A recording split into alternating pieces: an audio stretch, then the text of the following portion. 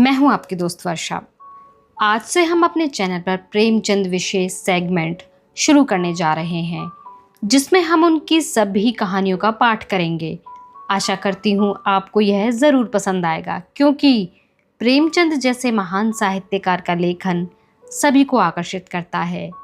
तो चलिए शुरू करते हैं पहली कहानी सुभागी के साथ, यह सफ़र।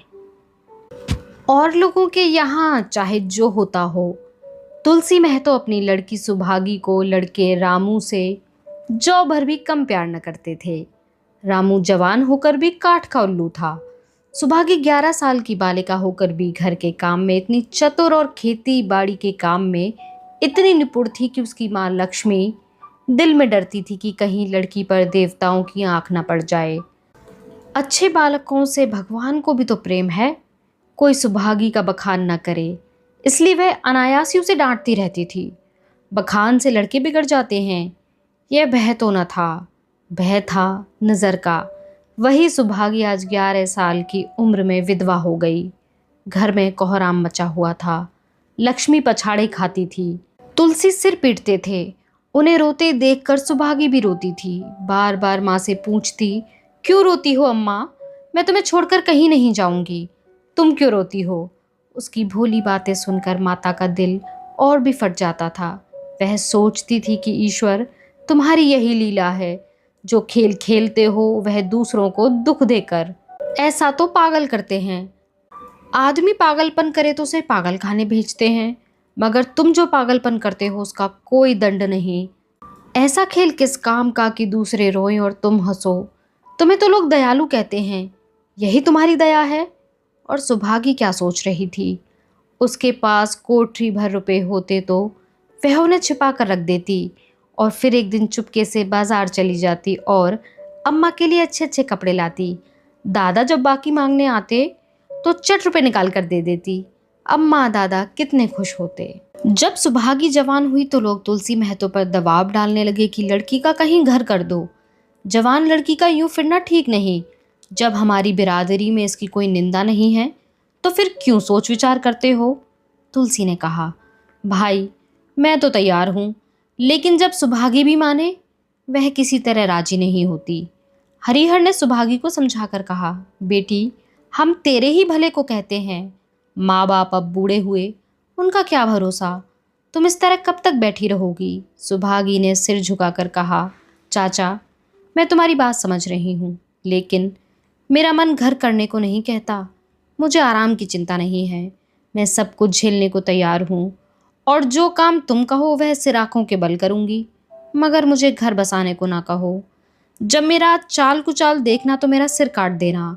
अगर मैं सच्चे बाप की बेटी होंगी तो बात की भी पक्की होंगी, फिर लज्जा रखने वाला तो भगवान है। मेरी क्या हस्ती है कि अभी कुछ कहूँ। उज्जड रामू बोला, तुम अगर सोचती हो कि भैया कमाएंगे और मैं बैठी मौज करूंगी तो इसके भरोसे ना रहना, यहाँ किसी ने जन्म भर का ठीका नहीं लिया है। रामू की दुल्हन रामू से भी 2 अंगुल ऊंची थी, मटक कर बोली, हमने किसी का करज थोड़े ही खाया है कि जन्म भर बैठकर भरा करें। यहाँ तो खाने को भी महीन चाहिए, पहनने को भी महीन चाहिए, यह हमारे बूते की बात नहीं। सुभागी ने गर्व से भरे हुए स्वर में कहा, भाभी मैंने तुम्हारा आसरा कभी नहीं किया और भगवान ने चाहा तो कभी करूंगी भी नहीं। तुम अपनी देखो, मेरी चिंता ना करो। रामू की दुल्हन को जब मालूम हो गया कि सुभागी घर न करेगी तो और भी उसके सिर हो गई। हमेशा एक न एक खुड़क लगाए रहती। उसे रुलाने में जैसे उसको मज़ा आता था। वह बेचारी पहर रात से उठकर कूटने पीसने में लग जाती, चौका बर्तन करती, गोबर पाथती, फिर खेत में काम करने चली जाती। दोपहर को आकर जल्दी जल्दी खाना पकाकर सबको खिलाती। रात को कभी माँ के सिर में तेल डालती, कभी उसकी देह दबाती। तुलसी चिलम के भक्त थे, उन्हें बार बार चिलम पिलाती। जहाँ तक अपना बस चलता माँ बाप को कोई काम न करने देती। हाँ, भाई को न रोकती। सोचती यह तो जवान आदमी है, यह काम न करेंगे तो गृहस्थी कैसे चलेगी। मगर रामू को यह बुरा लगता। अम्मा और दादा को तिनका तक नहीं उठाने देती और मुझे पीसना चाहती है। यहाँ तक कि एक दिन वह जामे से बाहर हो गया। सुभागी से बोला, अगर उन लोगों का बड़ा मोह है तो क्यों नहीं अलग लेकर रहती हो? तब सेवा करो तो मालूम होगी सेवा कड़वी लगती है कि मीठी। दूसरों के बल पर वाह वाही लेना आसान है, बहादुर वह है जो अपने बल पर काम करे। सुभागी ने तो कुछ जवाब न दिया। बात बढ़ जाने का भय था, मगर उसके माँ बाप बैठे सुन रहे थे। महतो से नारा गया, बोले, क्या है रामू, उस गरीबिन से क्यों लड़ते हो? रामू पास आकर बोला, तुम क्यों बीच में कूद पड़े? मैं तो उसे कहता था। तुलसी, जब तक मैं जीता हूं तुम उसे कुछ नहीं कह सकते। मेरे पीछे जो चाहे करना, बेचारी का घर में रहना मुश्किल कर दिया है। आपको बेटी बहुत प्यारी है तो उसे गले बांध कर रखिए, मुझसे तो नहीं सहा जाता। अच्छी बात है, अगर तुम्हारी यही मर्जी है तो यही होगा। मैं कल गांव के आदमियों को बुलाकर बंटवारा कर दूंगा। तुम चाहे छूट जाओ, सुभागी नहीं छूट सकती। रात को तुलसी लेटे तो वह पुरानी बात याद आई, जब रामू के जन्मोत्सव में उन्होंने कर्ज लेकर जलसा किया था, और जब सुभागी पैदा हुई तो घर में रुपए होते हुए भी उन्होंने एक कौड़ी न खर्च की। पुत्र को रत्न समझा था, पुत्री को पूर्व जन्मों के पापों का दंड। वह रत्न कितना कठोर निकला और यह दंड कितना मंगलमय। दूसरे दिन महतो ने गांव के आदमियों को जमा करके कहा, पंचो, अब रामू का और मेरा एक में निबाह नहीं होता। मैं चाहता हूं कि तुम लोग इंसाफ से जो कुछ मुझे दे दो वह लेकर अलग हो जाऊं। दिन रात की किचकिच अच्छी नहीं। गांव के मुख्तार बाबू सज्जन सिंह बड़े सज्जन पुरुष थे। उन्होंने रामू को बुलाकर पूछा, क्यों जी, तुम अपने बाप से अलग रहना चाहते हो? तुम्हें शर्म नहीं आती कि औरत के कहने से माँ बाप को अलग किए देते हो? राम राम। रामू ने ढिठाई के साथ कहा, जब एक में गुजरना हो तो अलग हो जाना ही अच्छा है। सज्जन सिंह, तुमको एक में कष्ट क्या होता है? रामू, एक बात हो तो बताऊं। सज्जन सिंह, कुछ तो बतलाओ। रामू, साहब, एक में मेरा इनके साथ निभाना होगा, बस मैं और कुछ नहीं जानता। यह कहता हुआ रामू वहां से चलता बना। तुलसी, देख लिया आप लोगों ने इसका मिजाज। आप चाहे 4 हिस्सों में से 3 हिस्से उसे दे दो, पर अब मैं इस दुष्ट के साथ ना रहूंगा। भगवान ने बेटी को दुख दे दिया। नहीं, मुझे खेती बाड़ी लेकर करना क्या था? जहाँ रहता वहीं कमाता खाता। भगवान ऐसा बेटा साथ में बैरी को भी ना दे। लड़के से लड़की भरी, जो कुलवंती होए। सहसा सुभागी आकर बोली, दादा, यह सब बांट बखार मेरे ही कारण तो हो रहा है। मुझे क्यों नहीं अलग कर देते? मैं मेहनत मजूरी करके अपना पेट पाल लूंगी। आपसे जो कुछ बन पड़ेगा तुम्हारी सेवा करती रहूंगी, पर रहूंगी अलग। यूं घर का 12 बांट होते मुझसे नहीं देखा जाता। मैं अपने माथे यह कलंक नहीं लेना चाहती। तुलसी ने कहा, बेटी, हम तुझे न छोड़ेंगे, चाहे संसार छूट जाए। रामू का मैं मुंह नहीं देखना चाहता, उसके साथ रहना तो दूर रहा। रामू की दुल्हन बोली, तुम किसी का मुंह नहीं देखना चाहते तो हम भी तुम्हारी पूजा करने को व्याकुल नहीं हैं। मैं तो दांत पीसते हुए उठे कि बहू को मारें, मगर लोगों ने पकड़ लिया। बंटवारा होते ही महतो और लक्ष्मी को मानो पेंशन मिल गई। पहले तो दोनों सारे दिन सुभागी के मना करने पर कुछ न कुछ करते ही रहते थे, पर अब उन्हें पूरा विश्राम था। पहले दोनों दूध घी को तरसते थे। सुभागी ने कुछ रुपए बचाकर एक भैंस ले ली। बूढ़े आदमियों की जान तो उनका भोजन है। अच्छा भोजन ना मिले तो वे किस आधार पर रहें? चौधरी ने बहुत विरोध किया। कहने लगे, घर का काम यूं ही क्या कम है जो तू यह नया झंझट पाल रही है? सुभागी उन्हें बहलाने के लिए कहती, दादा, दूध के बिना मुझे खाना अच्छा नहीं लगता। लक्ष्मी ने हंसकर कहा, बेटी, तू झूठ कब से बोलने लगी? कभी दूध हाथ से तो छूती नहीं। खाने की कौन कहे, सारा दूध हम लोगों के पेट में ठूंस देती है। गांव में जहां देखो सबके मुंह से सुभागी की तारीफ। लड़की नहीं देवी है, 2 मर्दों का काम भी करती है, उस पर माँ बाप की सेवा भी किए जाती है। सज्जन सिंह तो कहते यह उस जन्म की देवी है, मगर शायद महतो को यह सुख बहुत दिन तक भोगना न लिखा था। 7-8 दिन से महतो को जोर का बुखार चढ़ा हुआ था। देह पर कपड़े का तार भी नहीं रहने देते। लक्ष्मी पास बैठी रो रही थी। सुभागी पानी लिए खड़ी है। अभी एक क्षण पहले महतो ने पानी मांगा था, पर जब तक वह पानी लावे उनका जी डूब गया और हाथ पांव ठंडे हो गए। सुभागी उनकी यह दशा देखते ही रामू के घर गई और बोली, भैया चलो, देखो आज दादा न जाने कैसे हुए जाते हैं, 7 दिन से बुखार नहीं उतरा। रामू ने चारपाई पर लेटे लेटे कहा। तो क्या मैं डॉक्टर हकीम हूं कि देखने चलूं? जब तक अच्छे थे तब तक तो तुम उनके गले का हार बनी हुई थी, अब जब मरने लगे तो मुझे बुलाने आई हो। उसी वक्त उसकी दुल्हन अंदर से निकल आई और सुभागी से पूछा, दादा को क्या हुआ है दीदी? सुभागी के पहले रामू बोल उठा, हुआ क्या है, अभी कोई मरे थोड़ी ही जाते हैं। सुभागी ने फिर उससे कुछ न कहा, सीधे सज्जन सिंह के पास गई। उसके जाने के बाद रामू हंसकर स्त्री से बोला, त्रिया चरित्र इसी को कहते हैं। स्त्री, इसमें त्रिया चरित्र की कौन बात है, चले क्यों नहीं जाते? रामू, मैं नहीं जाने का, जैसे उसे लेकर अलग हुए थे वैसे उसे लेकर रहें, मर भी जाएं तो ना जाऊं। स्त्री हंसकर, मर जाएंगे तो आग देने तो जाओगे, तब कहाँ भागोगे? रामू, कभी नहीं, सब कुछ उनकी प्यारी सुभागी कर लेगी। स्त्री, तुम्हारे रहते वह क्यों करने लगी? रामू, जैसे मेरे रहते हुए उसे लेकर अलग हुए, और कैसे? स्त्री, नहीं जी, यह अच्छी बात नहीं है, चलो देखावें, कुछ भी हो बाप ही तो है, फिर गांव में कौन मुंह दिखाओगे? रामू, चुप रहो, मुझे उपदेश मत दो। उधर बाबू साहब ने ज्यों ही महतो की हालत सुनी तुरंत सुभागी के साथ भागे चले आए। यहाँ पहुंचे तो महतो की दशा और खराब हो चुकी थी। नाड़ी देखी तो बहुत धीमी थी। समझ गए कि जिंदगी के दिन पूरे हो गए। मौत का आतंक छाया हुआ था। सजल नेत्र होकर बोले, महतो भाई कैसा जी है? महतो जैसे नींद से जागकर बोले, बहुत अच्छा है भैया, अब तो चलने की बेला है। सुभागी के पिता अब तुम ही हो, उसे तुम ही को सौंप जाता हूँ।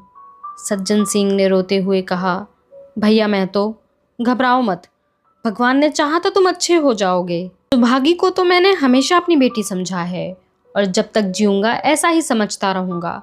तुम निश्चिंत रहो, मेरे रहते हुए सुभागी या लक्ष्मी को कोई तिरछी आंख से न देख सकेगा, और कुछ इच्छा हो तो वह भी कह दो। महतो ने विनित नेत्रों से देखकर कहा, और कुछ नहीं कहूँगा भैया, भगवान तुम्हें सदा सुखी रखे। सज्जन सिंह, रामू को बुला कर लाता हूँ, उससे जो भूल चूक हो क्षमा कर दो। महतो, नहीं भैया, उस पापी हत्यारे का मुंह मैं नहीं देखना चाहता। इसके बाद गोदान की तैयारी होने लगी। रामू को गांव भर ने समझाया पर वह अंत्येष्टि करने पर राजी न हुआ। कहा, जिस पिता ने मरते समय मेरा मुंह देखना स्वीकार न किया वह मेरा न पिता है ना मैं उसका पुत्र हूँ। लक्ष्मी ने दाह क्रिया की। इन थोड़े से दिनों में सुभागी ने न जाने कैसे रुपए जमा कर लिए थे कि जब 13 का सामान आने लगा तो गांव वालों की आंखें खुल गईं। बर्तन, कपड़े, घी, शक्कर, सभी सामान इफरात से जमा हो गए। रामू देख देख जलता था और सुभागी उसे जलाने के लिए सबको यह सामान दिखाती थी। लक्ष्मी ने कहा, बेटी घर देखकर खर्च करो, अब कोई कमाने वाला नहीं बैठा है, आप ही कुआं खोदना और पानी पीना है। सुभागी बोली, बाबूजी का काम तो धूमधाम से ही होगा अम्मा, चाहे घर रहे या जाए, बाबूजी फिर थोड़ी ही आवेंगे। मैं भैया को दिखा देना चाहती हूँ कि अबला क्या कर सकती है। वह समझते होंगे कि इन दोनों के किए कुछ न होगा, उनका यह घमंड तोड़ दूंगी। लक्ष्मी चुप हो गई। 13वीं के दिन 8 गांव के ब्राह्मणों का भोज हुआ।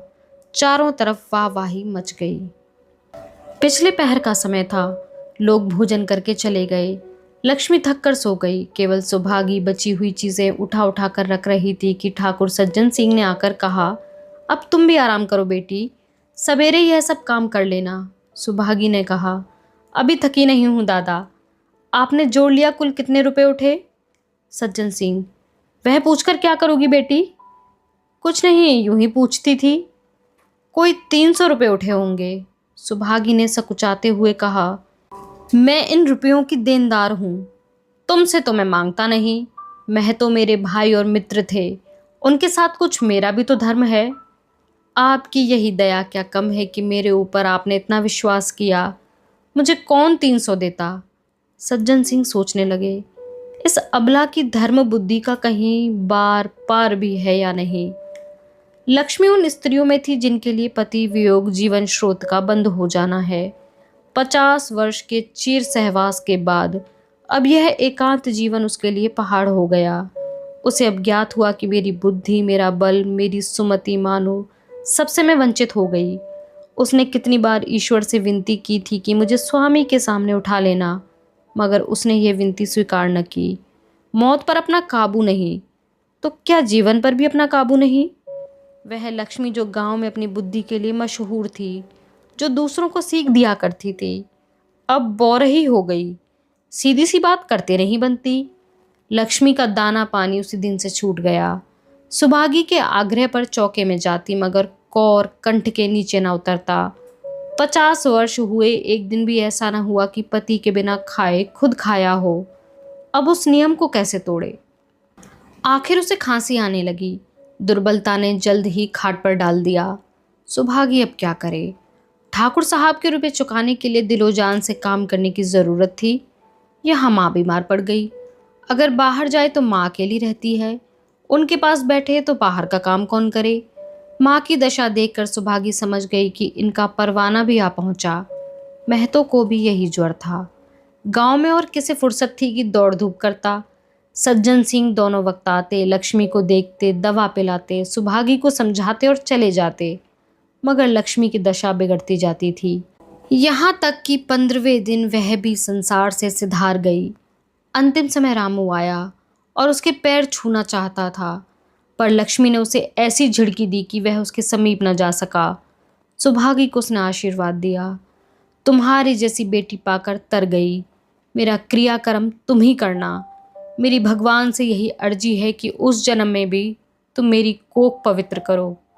माँ के देहांत के बाद सुभागी के जीवन का केवल एक लक्ष्य रह गया था, सज्जन सिंह के रुपए चुकाना। 300 पिता के क्रियाकर्म में लगे थे, लगभग 200 माता के काम में लगे। 500 का ऋण था और उसकी अकेली जान, मगर वह हिम्मत न हारती थी। 3 साल तक सुभागी ने रात को रात और दिन को दिन न समझा। उसकी कार्य शक्ति और पौरुष देकर लोग दांतों तले उंगली दबाते। दिन भर खेती बाड़ी का काम करने के बाद वह रात को 4-4 पसेरी आटा पीस डालती। 30वें दिन 15 रुपये लेकर सज्जन सिंह के पास पहुंच जाती। इसमें कभी नागा ना पड़ता। यह मानव प्रकृति का अटल नियम था। अब चारों ओर से उसकी सगाई के पैगाम आने लगे।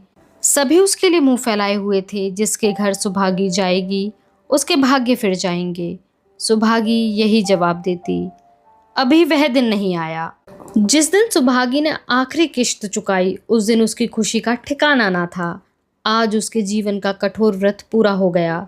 वह चलने लगी तो सज्जन सिंह ने कहा, बेटी तुमसे एक प्रार्थना है। कहो कहूँ, कहो ना कहूँ, मगर वचन दो कि मानोगी। सुभागी ने कृतज्ञ भाव से देखकर कहा, दादा आपकी बात ना मानूंगी तो किसकी मानूंगी। मेरा तो रोया रोया आपका गुलाम है। सज्जन सिंह, अगर तुम्हारे मन में यह भाव है तो मैं ना कहूँगा। मैंने अब तक तुमसे इसलिए नहीं कहा कि तुम अपने को मेरा देनदार समझ रही थी। अब रुपए चुक गए। मेरा तुम्हारे ऊपर कोई एहसान नहीं है, रत्ती भर भी नहीं। बोलो कहूँ? आपकी जो आज्ञा हो। सज्जन सिंह, देखो इनकार न करना, नहीं मैं फिर तुम्हें अपना मुंह न दिखाऊंगा। क्या आज्ञा है दादा? मेरी इच्छा है कि तुम मेरी बहू बनकर मेरे घर को पवित्र करो। मैं जात पात का कायल हूँ, मगर तुमने मेरे सारे बंधन तोड़ दिए। मेरा लड़का तुम्हारे नाम का पुजारी है। तुमने उसे देखा ही हुआ है। बोलो मंजूर करती हो? दादा इतना सम्मान पाकर पागल हो जाऊंगी। तुम्हारा सम्मान भगवान कर रहे हैं बेटी। तुम साक्षात भगवती का अवतार हो। मैं तो आपको अपना पिता समझती हूँ।